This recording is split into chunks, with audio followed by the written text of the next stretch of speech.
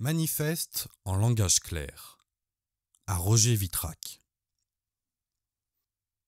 Si je ne crois ni au mal ni au bien, si je me sens de telles dispositions à détruire, s'il n'est rien dans l'ordre des principes à quoi je puisse raisonnablement accéder, le principe même en est dans ma chair. Je détruis parce que chez moi, tout ce qui vient de la raison ne tient pas.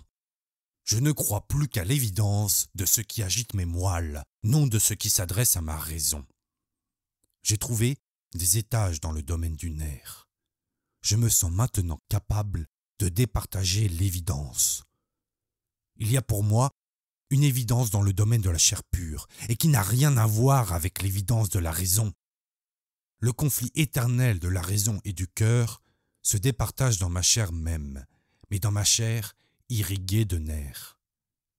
Dans le domaine de l'impondérable affectif, l'image, amenée par mes nerfs, prend la forme de l'intellectualité la plus haute, à qui je me refuse à arracher son caractère d'intellectualité. Et c'est ainsi que j'assiste à la formation d'un concept qui porte en lui la fulguration même des choses, qui arrive sur moi avec un bruit de création. Aucune image ne me satisfait que si elle est en même temps connaissance, si elle porte avec elle sa substance en même temps que sa lucidité. Mon esprit, fatigué de la raison discursive, se veut emporter dans les rouages d'une nouvelle, d'une absolue gravitation. C'est pour moi comme une réorganisation souveraine, où seules les lois de l'illogique participent, et où triomphe la découverte d'un nouveau sens. Ce sens, perdu dans le désordre des drogues, et qui donne la figure d'une intelligence profonde au fantasme contradictoire du sommeil. Ce sens est une conquête de l'esprit sur lui-même, et, bien qu'irréductible par la raison, il existe, mais seulement à l'intérieur de l'esprit. Il est l'ordre, il est l'intelligence, il est la signification du chaos. Mais ce chaos, il ne l'accepte pas tel quel, il l'interprète, et comme il l'interprète, il le perd. Il est la logique de l'illogique, et c'est tout dire. Ma déraison lucide ne redoute pas le chaos. Je ne renonce à rien de ce qui est l'esprit.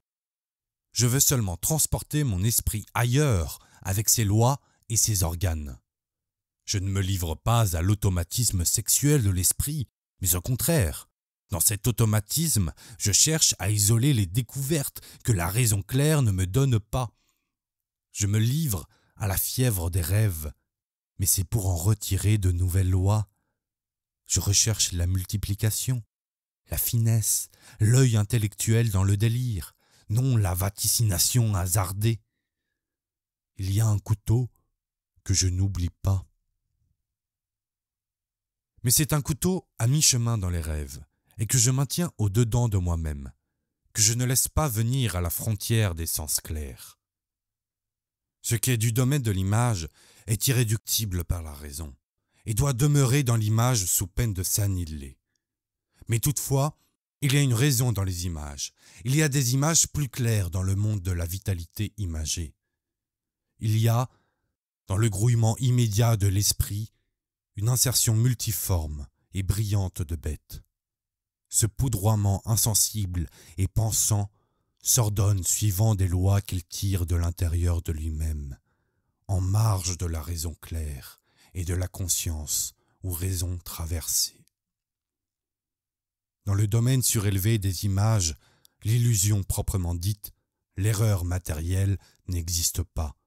À plus forte raison, l'illusion de la connaissance. Mais à plus forte raison encore, le sens d'une nouvelle connaissance peut et doit descendre dans la réalité de la vie. La vérité de la vie est dans l'impulsivité de la matière. L'esprit de l'homme est malade au milieu des concepts. Ne lui demandez pas de se satisfaire. Demandez-lui seulement d'être calme, de croire qu'il a bien trouvé sa place. Mais seul le fou est bien calme.